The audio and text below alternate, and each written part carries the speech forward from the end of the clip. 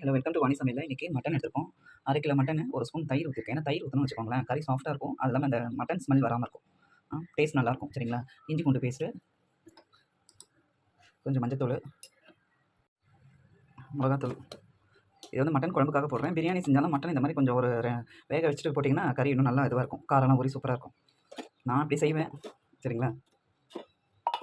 இது அப்படியே உப்பு போட்டு கொஞ்சம் தண்ணி ஊற்றி ஒரு 4, 5 விசில் வச்சு ஆஃப் பண்ணிடணும். சரிங்களா? ஆஃப் பண்ணிட்டு அப்புறம் குழம்பு தாளிக்கணும். உப்பு கொஞ்சம் போட்டுக்கிட்டேன். கல் உப்பு தான் போட்டுக்கிட்டேன். இப்போ கறி வேகிற அளவுக்கு தண்ணி ஊற்றிக்கணும். மசாலாவை நல்லா கலக்கி விடணும்.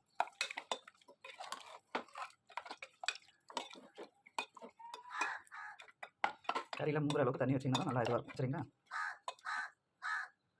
இங்கே பாருங்கள், குக்கரில் வேக வச்ச மட்டன் வந்து நல்லா சூப்பராக வெந்திருக்கு பாருங்கள். வெங்காயம் தக்காளி, ஒரு வெங்காயம் 2 தக்காளி அரைச்சி ஊற்றிட்டேன். ஒன்று மதியமாக அரைச்சி ஊற்றிட்டு ஒரு 2 ஸ்பூன் பெப்பர் போடுங்க. 2 ஸ்பூன் அந்த குட்டி ஸ்பூன் தருவாங்க, இந்த ஸ்பூனில் பெப்பர் போடுங்க. அவ்வளோதான். ஒரு கொதி வரட்டுன்ட்டு ஏற்கனவே நல்லா கொதிச்சிச்சு. நல்லா கொதி வரட்டுன்ட்டு கொத்தமல்லி போட்டு இறக்கிட்ட சுவையான மட்டன் குழம்பு ரெடி.